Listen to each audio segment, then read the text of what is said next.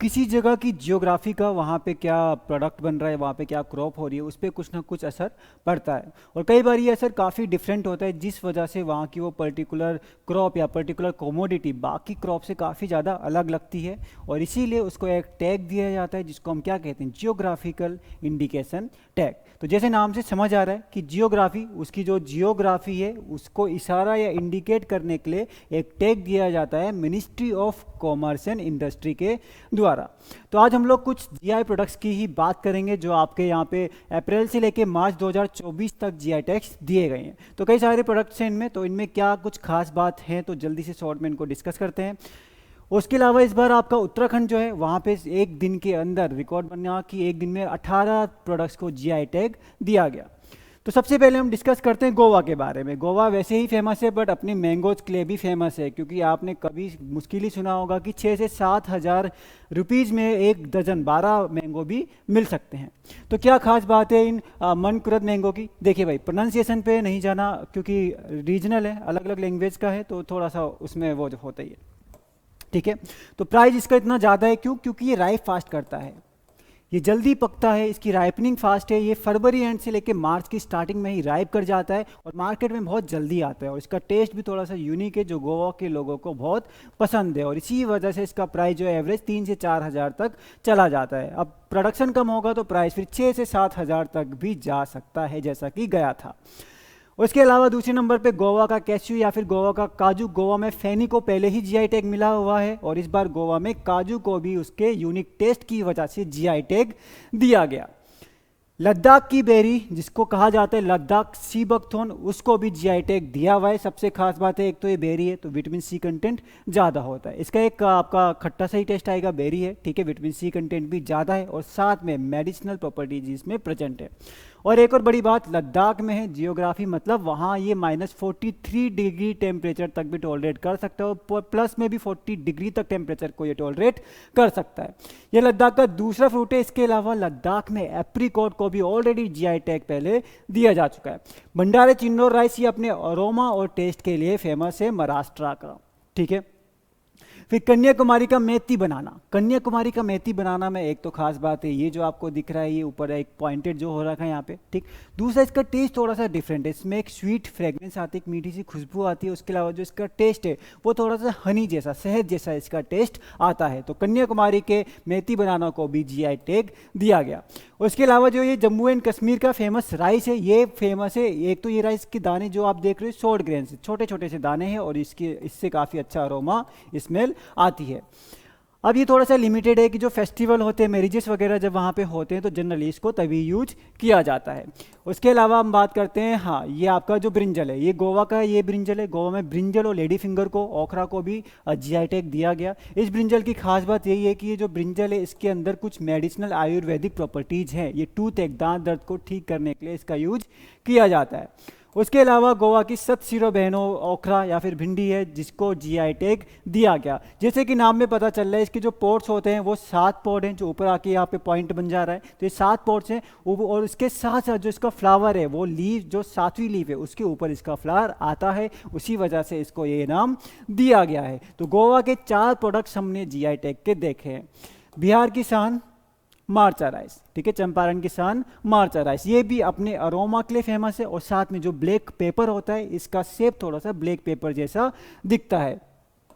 तो मार्चा राइस के बाद आया आपका जम्मू एंड कश्मीर का भादरवा राजमा। तो ये राजमा का टेस्ट बाकी राजमाओं से थोड़ा सा अलग है, थोड़ा इजीली ये डाइजेस्ट भी हो जाता है। उसके अलावा अरुणाचल प्रदेश का खाउताई राइस या फिर इसको खेमती राइस भी कहा जाता है। खेमती राइस क्योंकि अरुणाचल में एक ट्राइब है खेमती ट्राइब, और खेमती ट्राइब इस राइस को ग्रो करती है। इसकी खास बात क्या है, ये स्टिकी होता है, मतलब ये स्टिकी चिपचिपा सा होता है, ये राइस चिपक जाता है इजीली। तो अलग तरीके की डिश है जिससे बनाई जा सकती है। अरुणाचल प्रदेश के बाद उत्तराखंड के प्रोडक्ट स्टार्ट होते हैं। काफ़ी सारे उत्तराखंड के प्रोडक्ट को जीआई टैग दिया गया, जिसमें से एक है क्या, बेरीनाग टी, ठीक है। जो सबसे पहला जीआई टैग दिया गया था वो भी दार्जिलिंग टी को दिया गया था, ठीक है, वो सबसे पहले की बात कर रहा हूँ, पर इस वाले की नहीं। तो उत्तराखंड में बेरीनाग टी को जीआई टैग दिया गया। ये अपने टेस्ट और अपने जो इसका एक कलर होता है टी का, चाय का, वो थोड़ा सा अलग होता है। जब इंडिया ब्रिटिश का गुलाम तो उस टाइम पे लंदन में भी इस टी को काफ़ी ज़्यादा प्रीफर किया जाता था, काफ़ी ज़्यादा डिमांड थी उसकी वहाँ भी। उत्तराखंड का मंडुआ या फिर आप कह सकते हो फिंगर मिलेट, तो ये वहाँ की जियोग्राफी की वजह से फिंगर मिलेट थोड़ा सा वहाँ डिफरेंट है। और इसमें जो खास बात वही है आपकी क्या कि इसकी हार्वेस्टिंग बहुत ईजी है, ग्रो करना बड़ा आसान है, पानी वगैरह की रिक्वायरमेंट ना के बराबर है। मिलेट में एक और आएगा आपका झंगोरा। झंगोरा भी उत्तराखंड का एक और मिलेट है, बार्नयार्ड मिलेट, जिसको जीआई टैग दिया गया। उत्तराखंड की गेथ दाल बहुत ही टेस्टी होती है खाने में, टेस्ट के साथ साथ ये इसमें कुछ मेडिसिनल प्रॉपर्टीज भी प्रेजेंट है, ठीक है। जो उत्तराखंड की गेथ दाल है यहाँ पे। चलो उसके बाद उत्तराखंड का लाल चावल। लाल चावल की खास बात यही है इसका कलर। ये पुरोला रीजन आता है उत्तराखंड में एक, जहाँ पे जनरली इसको ग्रो किया जाता है। कलर लाल है इसलिए इसको भी जीआई टैग दिया गया। उत्तराखंड काला भट्ट। काला भट्ट को भून के खाया जाता है, ठीक है। हम लोग उत्तराखंड से तो ठीक है थोड़ा बहुत ये सारी चीज़ें खाई हुई हैं। तो उत्तराखंड के काले भट्ट की खास बात ये कि इट इज़ अ सोयाबीन। क्या है ये सोयाबीन ही है आपका, ठीक है, बट थोड़ा सा अलग है ये सोयाबीन आपका। तो ये उत्तराखंड का काला भट्ट है, ये भी न्यूट्रिशनल प्रॉपर्टीज भी इसकी काफ़ी अच्छी है। उत्तराखंड का माल्टा फ्रूट, इसकी खास बात है इसका टेस्ट थोड़ा सा स्वीट होता है, थोड़ा सा स्वीट सा टेस्ट आता है, थोड़ा सा अलग सा डिफरेंस है इसका टेस्ट आता है। उत्तराखंड चौलाई। चौलाई इज अ सुपर फूड। ये क्या है, ये एक सुपर फूड है। इसमें प्रोटीन ज़्यादा है, इसमें फाइबर ज़्यादा है, ठीक है। तो ये आपका सुपर फूड है और ये भी आपका मिलेट के अंदर ही आता है। इसका नाम एमरंथस भी इसको आप कह सकते हो। तो उत्तराखंड में दो चार चीज़ें और हैं, जैसे अल्मोड़ा लाखोरी मिर्च। ये और जगह भी ग्रो कराने की कोशिश करी गई बट वहाँ पे सफलता नहीं मिली। खास बात इस मिर्च की यही है कि जब इसको ड्राई करते हैं या जब ये सूखती है तो इसमें आप देख रहे होगे एक अलग सा इसका कैरेक्टरिस्टिक रिंकल्स हो जाती है। सूखती है तो इसका थोड़ा जो टेक्सचर है वो काफ़ी ज़्यादा डिफरेंट हो जाता है और साथ में इसका जो कलर है वो भी थोड़ा सा येलोविश कलर होता है। उसके अलावा जो बाकी उत्तराखंड के प्रोडक्ट बचे वो हो गई उत्तराखंड की पहाड़ी तूर दाल, रामनगर की लीची और रामगढ़ का आड़ू, ठीक है। रामनगर वही जगह है जब कभी आपका मौका लगेगा, आप जिम कॉर्बेट घूमने जाओगे तो आप रामनगर से ही जिम कॉर्बेट में एंट्री करते हो। रामगढ़ भी नैनीताल में ही पड़ता है पर रामगढ़ थोड़ा सा अलग area. Nainital is a district, जो नैनी लेके सिर्फ वो नैनीताल नहीं है, नैनीताल पूरा डिस्ट्रिक्ट है जिसमें जिम कॉर्बेट भी आ जाता है। चलो भाई, इसके बाद एक खास ब्रिंजल है ओडिशा के। इतना टफ नाम तो इससे आसान तो कई बार इंसेक्ट वगैरह में साइंटिफिक नेम भी पड़ जाते हैं, ठीक है, बट ये वहाँ के लोकल लैंग्वेज के नाम है तो फिर वही बात है कि वो ज़्यादा इजीली इसको बोल पाएंगे। पर इसकी खास बात इस ब्रिंजल की ये है कि इसमें स्पाइंस प्रेजेंट होते हैं, कांटे थॉर्न्स प्रेजेंट होते हैं इसके प्लांट में, और साथ में ये बहुत जल्दी कुक हो जाता है, जल्दी बन जाता है और ईजिली डाइजेस्ट भी हो जाता है। उसके अलावा यहाँ पे आपका वेस्ट बंगाल का कालोनोइया राइस जो अपने अरोमा के लिए फेमस है। कच्ची खड़क गुजरात के डेट्स हैं, डेट्स या फिर आप कह सकते हो खजूर, ठीक है।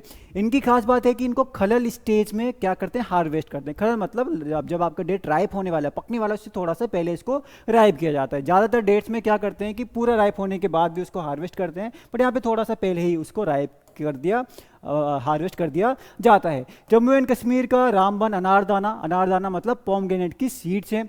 आपका कोरापुट काला जीरा राइस ओडिशा का, इसका खास बात ये कि देखो एक तो हल्का सा ब्लैक कलर है इसका, दूसरा कोरिएंडर की सीड जैसे थोड़ा सा दिखता है और साथ में इसमें कुछ मेडिसिनल प्रॉपर्टीज भी प्रेजेंट है। और सबसे लास्ट में अरुणाचल प्रदेश का अधिकैकिर जिंजर, ठीक है, अदरक है। इसकी खास बात क्या है, ये अपने शेप और अपने साइज के लिए जो है थोड़ा सा फेमस है। तो ये कुछ इंपॉर्टेंट जीआई टैग्स थे जो अप्रैल से लेके मार्च 2024 तक दिए गए, अप्रैल 2023 से मार्च 2024 तक दिए गए। जीआई टैग का बहुत इंपॉर्टेंट रोल होता है क्योंकि अब एग्जैक्ट आपको पता होता है, एक तो इसकी मार्केट वैल्यू तुरंत बढ़ गई। जैसे मैं बात करूं राजमा, मुंशियारी का राजमा उत्तराखंड में फेमस है। अब कोई मुंशियारी जाता है तो वो बोलता है भाई यहाँ का राजमा नहीं लिया तो फिर क्या किया। तो जीआई टैग वहाँ की वैल्यू बढ़ाता है कि इसको जीआई टैग मिला हुआ है, एक्सपोर्ट क्वालिटी भी बढ़ाता है। तो ये सारी चीज़ें हैं जो जीआई टैग हेल्प करता है किसी प्रोडक्ट की क्वालिटी को, किसी प्रोडक्ट के कैरेक्टरिस्टिक को, उसके साथ साथ उसकी मार्केटिंग को इम्प्रूव करने के लिए। तो ये आज का टॉपिक था आपका जीआई टैग के रिगार्डिंग। नेक्स्ट वीडियो में मिलेंगे किसी और टॉपिक के साथ।